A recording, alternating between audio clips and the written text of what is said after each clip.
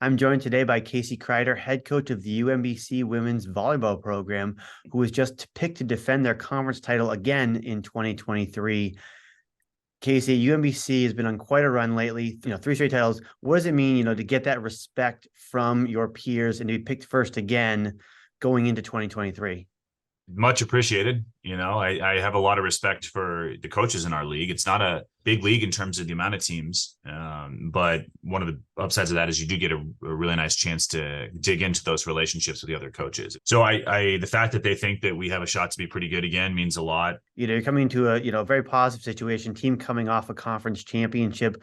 What was that process like for you in coming in, putting your imprint on the program, but also kind of feeling out, what are the vibes? What's the makeup of this team that has already had success and helping them, continue that success, but with your own unique way that you're going to coach them and bring them up to that level?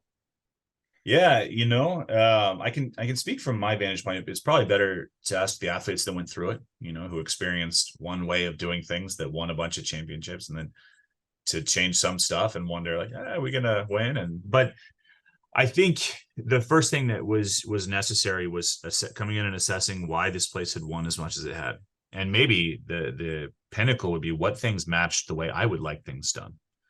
And so the first couple of months, the first spring training block, all I tried to do was look for things, behaviors, values, processes that matched the way the vision that I had, and just hammer those things so we could create a kind of a foothold of common understanding. And certainly as we got into the fall, there was more of that change because there was a little bit more trust. And then I think over this last spring that we just had was probably as close to the vision as I could get, or as we could get to my vision. So that transition took about a year. And credit to the athletes, they were very welcoming. They were eager to try some new stuff. And I mean, you think about if you could draw a dream scenario for any new coach, that's what it would be. So, I mean, we had a plan, but it felt like the work was done with the situation in front of you, and it worked. So I'm proud that it worked, and confident that it will work again if whatever changes we need to make next, but also smart enough to know that we got pretty lucky with the group that we were given and the state that they were left in. Looking ahead to this year's roster, what is that like, just having so many players returning this season? As you said, continuing that process of just trying to see that vision of your staff through to the point where you ultimately want to get.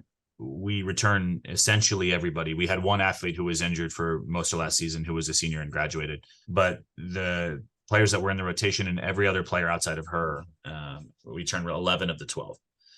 So yeah, I'm grateful that to just be able to spend as much time as I have with this group, to go through from as first year head coach to have the same group plus a couple of ones that I picked in recruiting the second year. But I think personally the league will be better this year. And I thought it was pretty good last year. I think it'll be better this year than it was last year, which for the team that's picked to win it is not a fun thing to say. I'd rather say, the league's going to stink and we're going to cruise.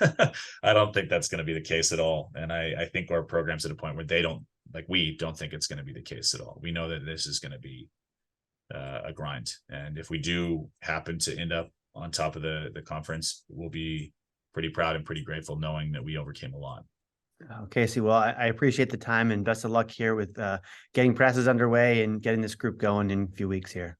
Thanks so much for chatting with me, Ben. I'm excited to get going as well.